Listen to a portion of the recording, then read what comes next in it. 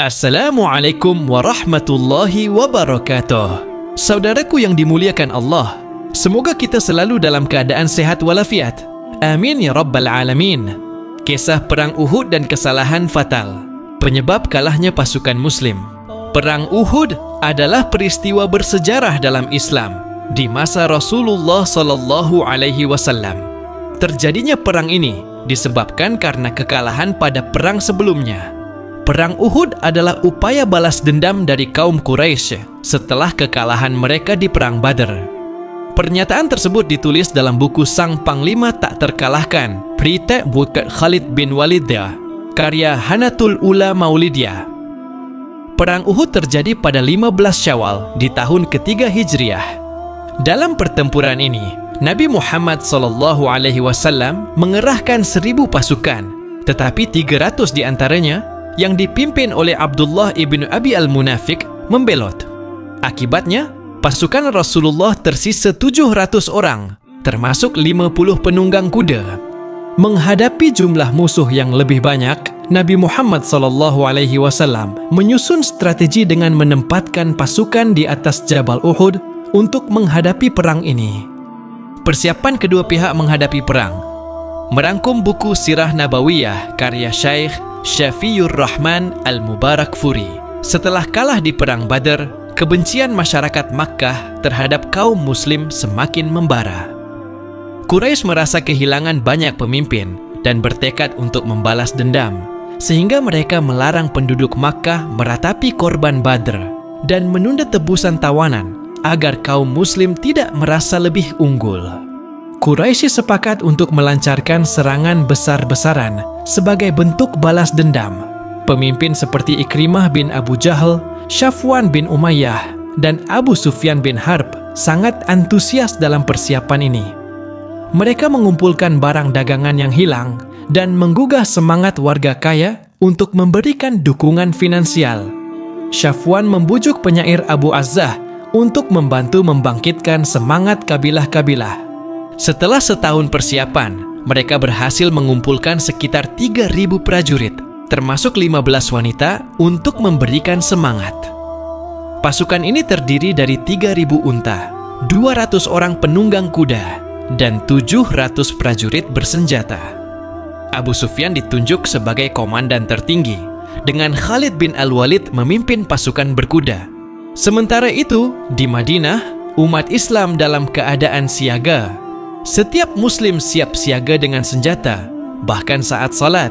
Juga ada sekumpulan Ansyar, seperti Sa'ad bin Mu'adz yang selalu menjaga dekat Rasulullah SAW. Di setiap pintu gerbang Madinah terdapat penjaga untuk mengantisipasi serangan mendadak. Selain itu, sejumlah muslim bertugas memata-matai gerakan musuh, berkeliling di jalur-jalur yang mungkin dilalui para musyrik untuk menyerang orang-orang muslim. Merangkum kembali dari sumber sebelumnya, saat pertempuran dimulai, dua pihak saling mendekat. Talha bin Abu Talha al-Abdari, pembawa bendera musyrik dan penunggang kuda Quraisy yang terkenal berani, muncul menantang adu tanding sambil menunggang unta. Tak seorang pun berani menyambut tantangannya karena ketakutan akan keberaniannya. Namun, Az-Zubair akhirnya maju dengan semangat, melompat seperti singa. Dan sebelum Talha bisa turun dari untanya, Az-Zubair menusukkan pedangnya, membuat Talha terjatuh dan tewas. Nabi Muhammad SAW yang menyaksikan pertarungan ini segera mengangkat suaranya dalam takbir yang diikuti oleh seluruh umat Islam.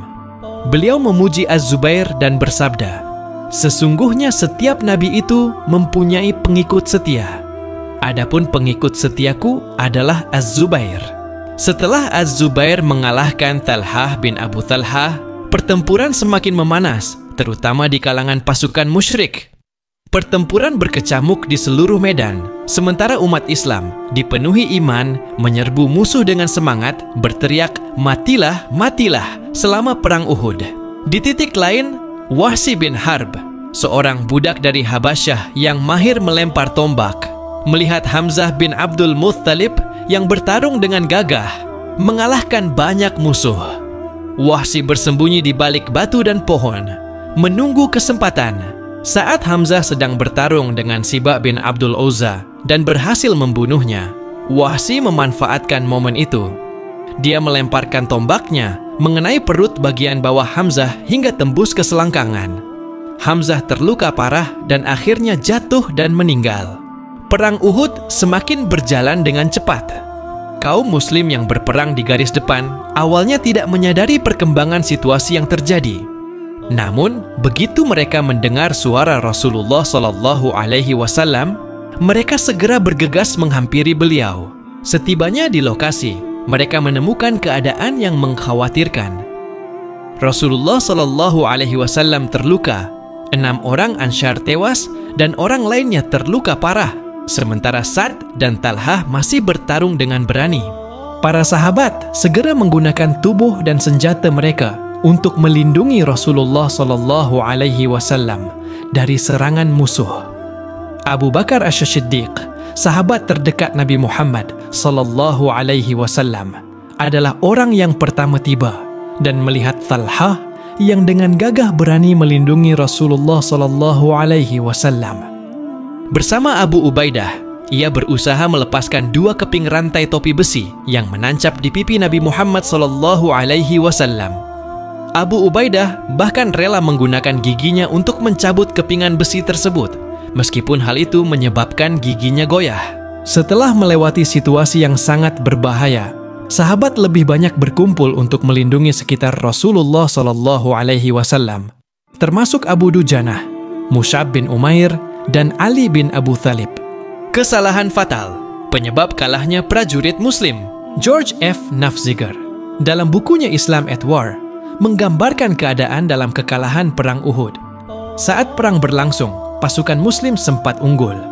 Keunggulan ini disebabkan karena strategi Rasulullah SAW dalam menempatkan 150 pasukan pemanah di atas bukit untuk melindungi pasukan yang ada di bawah bukit. Rasulullah SAW menginstruksikan pasukan pemanah agar jangan berpindah posisi, apapun yang terjadi. Akan tetapi, imbauan Rasulullah SAW ini tidak dihiraukan. Ketika pasukan Quraisy berjatuhan, pemanah muslimin justru berbondong-bondong turun dari bukit untuk berebut harta rampasan perang. Hal inilah yang menjadi penyebab pasukan Quraisy yang sebelumnya sudah mundur menjadi kembali karena aman dari ancaman pemanah. Dalam Perang Uhud, sahabat Nabi Muhammad SAW, yaitu Hamzah bin Abdul Muttalib, ikut gugur. Ia dibunuh oleh Wahsy bin Harb, seorang budak Quraisy yang kemudian masuk Islam.